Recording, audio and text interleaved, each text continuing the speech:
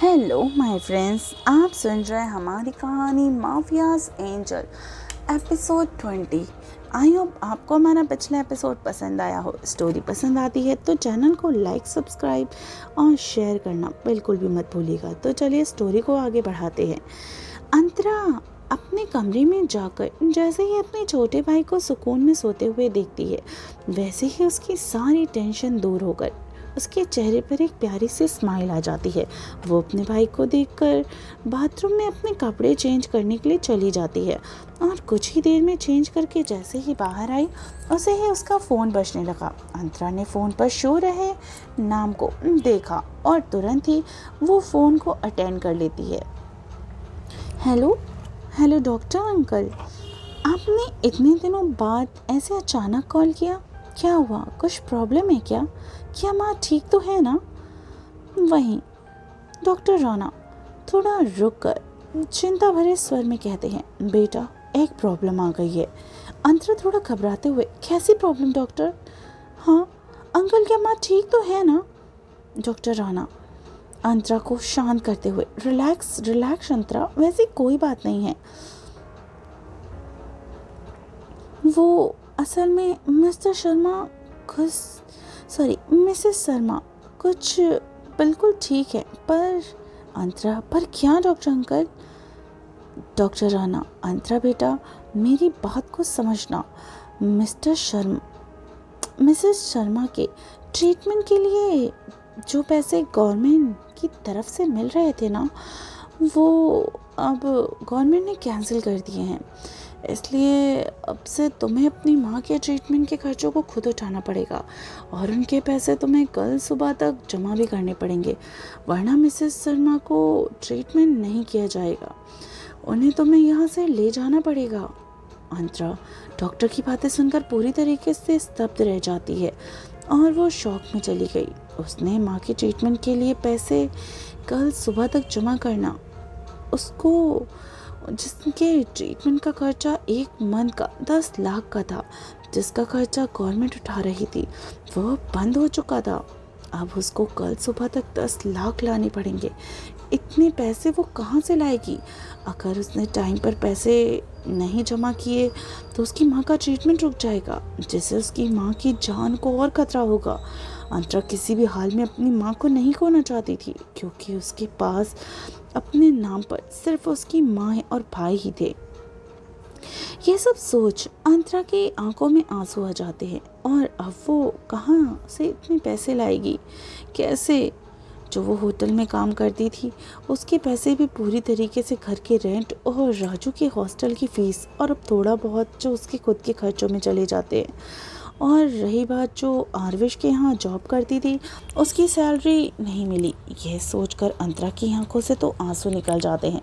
तभी इस कॉल में सामने से फिर से आवाज़ आती है, डॉक्टर राणा। अंतरा समझ गई ना बेटा? तभी अंतरा कहती है, समझ गई ना, वो मैं कल तक कुछ पैसों का बंदोबस्त करती हूँ। अंतरा डॉक्टर राणा की आवाज़ से होश में आते हुए कुछ सोचकर बोलती है, पर डॉक्टर अंकल, ऐसे अचानक से गवर्नमेंट ने ट्रीटमेंट के पैसे देना कैसे बंद कर दिया? पिछले 3 सालों से तो ऐसा कुछ भी नहीं हुआ, तो फिर ऐसे अचानक कैसे? डॉक्टर राणा, वो तो मुझे भी नहीं पता बेटा, पर इस हॉस्पिटल के जो ट्रस्टी यानी मेन है मिस्टर ओब्रॉय, वो पेशेंट अपने ट्रीटमेंट के पैसे नहीं दे पाता। वो उनको गवर्नमेंट के नाम पर फ्री ट्रीटमेंट किया करते थे, पर रियलिटी यही है कि उसका गवर्नमेंट से कोई लेना देना नहीं है, क्योंकि एक पेशेंट के लिए गवर्नमेंट कभी भी इतने पैसे नहीं दे सकती। इस हॉस्पिटल के मालिक यानी कि मिस्टर राठौर वही किया करते थे। अंतरा, पर उन्होंने अचानक से ऐसा बंद क्यों कर दिया ये तो नहीं पता। जो पेशेंट फ्री में ट्रीटमेंट में है, वो लोग कहाँ से लाएंगे इतने पैसे? ये बातें अंतरा कहती है। डॉक्टर खुराना, बाकी पेशेंट की फ़ी बंद नहीं हुई है अंतरा, उनका पे अभी भी हो रहा है, सिर्फ तुम्हारी मॉम का यानी मिसेस शर्मा का ही बंद हुआ है। अंतरा डॉक्टर की बात सुनकर पूरी तरीके से शॉक हो गई कि ऐसे सिर्फ उसकी मॉम का ट्रीटमेंट के पैसे कैसे बंद हुए। अंतरा थोड़ी गुस्से भरे भाव में कहती है, पर उन्होंने सिर्फ हमारी ही फ्री ट्रीटमेंट क्यों बंद कर दी? कुछ तो रीज़न होगा। डॉक्टर राणा, वो तो मुझे नहीं पता अंतरा, पर ये सब मिस्टर राठौर के कहने पर ही हो रहा है। अंतरा, ठीक है, आप मुझे उनका एड्रेस बता दीजिए, उनसे मिलकर ही मैं खुद बात करूंगी। डॉक्टर राणा, ठीक है, मैं तुम्हें उनका एड्रेस सेंड कर देता हूँ। उसके बाद दोनों तरफ कॉल कट जाती है। अंतरा सोचते हुए मन में कहती है, ऐसे कैसे सिर्फ हमारा ही ट्रीटमेंट बंद करवा सकते हैं? मिस्टर राठौर से मिलकर ही बात करनी पड़ेगी कि सिर्फ हमारे साथ ही उन्होंने ऐसा क्यों किया। अंतरा ये सब सोच ही रही थी कि तभी उसके फ़ोन में एक बीप की आवाज़ आती है। उसके साथ ही एक मैसेज आया जो डॉक्टर राणा का ही था, जिसमें मिस्टर राठौर के हाउस का एड्रेस था। अंतरा एड्रेस को देखकर सीधा घर से निकलकर ऑटो में बैठती है। राठौर हाउस के लिए लगभग 1 घंटे के वो राठौर हाउस के बाहर पहुंच गई। अंतरा बाहर से पूरे घर को गौर से देखने लगती है, जो एक घर ना होकर एक महल था, पूरी ब्लैक और वाइट कॉम्बिनेशन में सजा हुआ, जो देखने में जितना बड़ा और उतना ही खूबसूरत भी। घर के बाहर सामने बहुत बड़ा गार्डन फैला हुआ था, जिसमें रंग बिरंगे फूल खिले हुए थे, जो उस घर की खूबसूरती को और भी ज़्यादा बढ़ा रहे थे। गार्डन के बाहर एक बड़ा सा गेट लगा हुआ था, जिसके साइड में राठौर विला लिखा हुआ था, जहाँ पर 2 गार्ड्स खड़े हुए थे। अंतरा उन गार्ड्स को देखकर उनके पास जाकर कहती है, मिस्टर राठौर को मिलने के लिए इजाज़त मांगने लगी। गार्ड एक पल अंतरा को देख किसी को कॉल करता है, जिसके साथ ही अंतरा को अंदर जाने की परमिशन मिल जाती है। अंतरा जैसे ही गार्ड से होते हुए विला के अंदर गई, वो गार्डन को गौर से देखती है और वो उसे बहुत अच्छा लगता है, और पूरे विला को भी गौर से देखने लगती है, क्योंकि जहाँ विला बाहर से खूबसूरत था, उससे ज़्यादा अंदर से खूबसूरत था।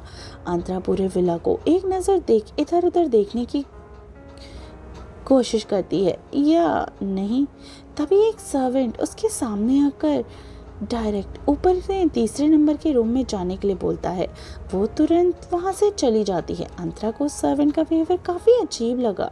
वो कुछ बोलने ही वाली थी कि वो वहाँ से चला गया। अंतरा कुछ सोचकर ऊपर जाने लगी और अपने कदम बढ़ा दिए, सीढ़ियों से होते हुए ऊपर जाने लगी, जिसके साथ ही उसके मन में एक अजीब सी घबराहट भी होने लगी। अंतरा खुद से मन में कहती है, ये कितनी बेचैनी, इतनी घबराहट क्यों हो रही है? अंतरा वैसे ही घबराते हुए 3 रूम के दरवाजे के बाहर खड़ी हो गई। उसका दिल जोरों से धड़कने लगा, उसको कुछ बुरा होने की आशंका होने लगी।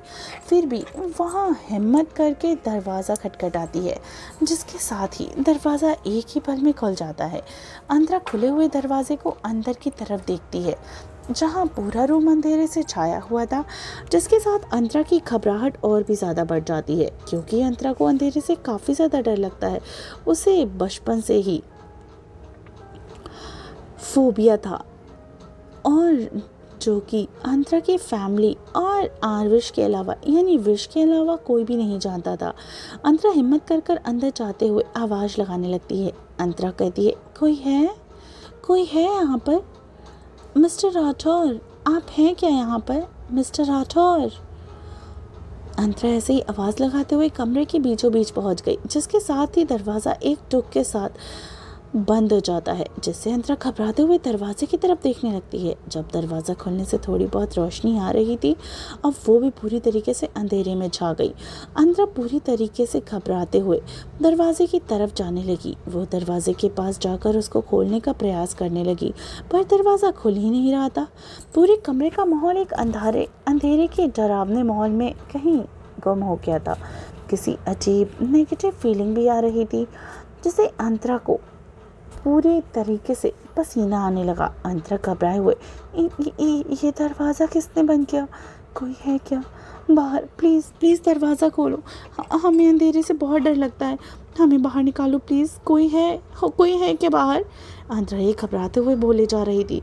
उसके कानों में एक अजीब सी आवाज़ आने लगी, जिसे सुनकर अंतरा डर से कांपने लगी। जो एक डरावनी और जुनूनियत और दीवानगी भरी एक सीटी बजाते हुए बोल रहा था। कौन समझेगा उसका दर्द भला, जिसकी धड़कनों में चोट लगी हुई है। लोग कहते हैं यहाँ मोहब्बत जिसे ऐसा लगता है सिर्फ बेवफाई भरी हुई है। हे फ्रेंड्स, कैसा लगा आपको हमारी स्टोरी का ये पार्ट? आई होप पसंद आया हो। और आप कहानी के अगले पार्ट को सुनना चाहते हैं तो स्टोरी को बहुत सारा प्यार करिए और बहुत सारे लाइक, शेयर एंड कमेंट करिए। चलिए, मिलती हूँ कहानी के अगले एपिसोड में। अपना ख्याल रखिए और सुनते रहिए माफियाज एंजल, सिर्फ टिनी FM।